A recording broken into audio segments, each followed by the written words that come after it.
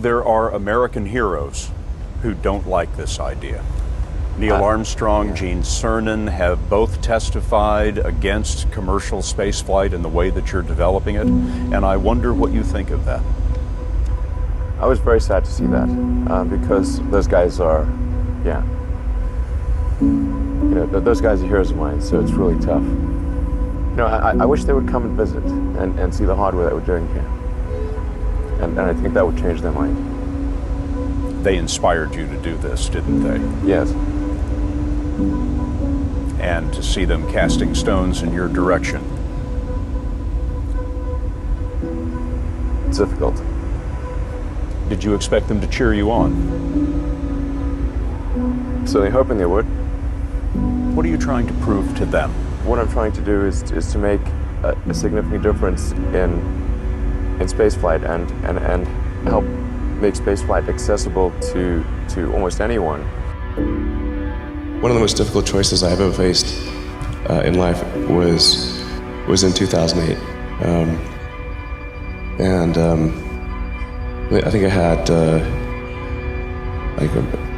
maybe $30 million left, or $30 or $40 million left in 2008. I had two choices.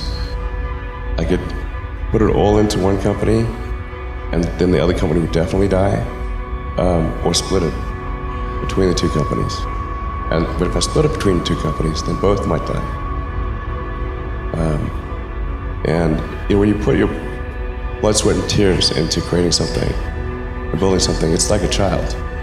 And so it's like, which one am I going to let one starve to death? I couldn't bring myself to do it, so I split the money between the two. Fortunately, thank goodness, they both came through. What was your biggest failure, and how did it change you? Well, there's a ton of failures along the way, that's for sure. As I said, for SpaceX, the first 3 launches failed. And we're just barely able to scrape together enough parts and money to do the 4th launch. If that 4th launch had failed, we would have been dead. So multiple failures along the way. I tried very hard to get the right expertise in for SpaceX. I tried hard to find a great chief engineer for the rocket, but the good chief engineers wouldn't join, and the bad ones, well, there was no point in hiring them. So I ended up being chief engineer of the rocket. So if I could have found somebody better, then we would have maybe had less than 3 failures. That 3rd failure in a row, did you think, I need to pack this in? Never. Why not? I don't ever give up. So many people tried to talk me out of starting a rocket company. It was crazy. One good friend of mine collected a whole series of videos of rockets blowing up and made me watch those. He just didn't want me to lose all my money. We're doing these things that seem unlikely to succeed, and we've been fortunate, and at least thus far they have succeeded. Now is the time to take risk. You don't have kids. As you get older, your obligations increase. And once you have a family, you start taking risk not just for yourself, but for your family as well. It gets much harder to do things that might not work out. So now is the time to do that before you have those obligations. So I would encourage you to take risks now. Do something bold. You won't regret it. How did you figure you were going to start a car company and be successful at it?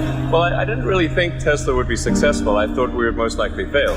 But I thought that we at least could address the false perception that people had that an electric car had to be ugly and slow and boring like a golf cart. But you say you didn't expect the company to be successful, then why try? If something's important enough, you should try, even if the probable outcome is failure. Or how do you think about making a decision when everyone tells you this is a crazy idea? Or where do you get the internal strength to do that?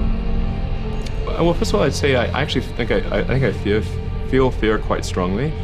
So it's not as though I just have the absence of fear. I feel it quite strongly. But there are just times when something is important enough, you believe in it enough, that you do it in spite of the fear. I think about what technology solution is necessary in order to achieve the particular goal, and then try to make as much progress in that direction as possible. I think being a multi-planet species and being out there among the stars is important for the long-term survival of humanity. And that's one reason. But then the part that I find personally most motivating is that it creates a sense of adventure, and it makes people excited about the future. If you consider two futures, one where we are forever confined to Earth until eventually something terrible happens, or another future where we are out there on many planets, maybe even going beyond the solar system, I think that second version is incredibly exciting and inspiring, and there need to be reasons to get up in the morning. Life can't just be about solving problems. Otherwise, what's the point? There's got to be things that people find inspiring and make life worth living. When my brother and I were starting our first company, instead of getting an apartment, we just rented a small office and we slept on the couch. And we showered at the YMCA, and we're so hot up we had one computer, so the website was up during the day, and I was coding at night, 7 days a week, all the time. And I sort of briefly had a girlfriend in that period, and in order to be with me, she had to sleep in the office. So work hard, every waking hour. That's the thing I would say particularly if you're starting a company. Whatever area that you get into, given that even if you're the best, there's always a chance of failure. So I think it's important that you really like whatever you're doing.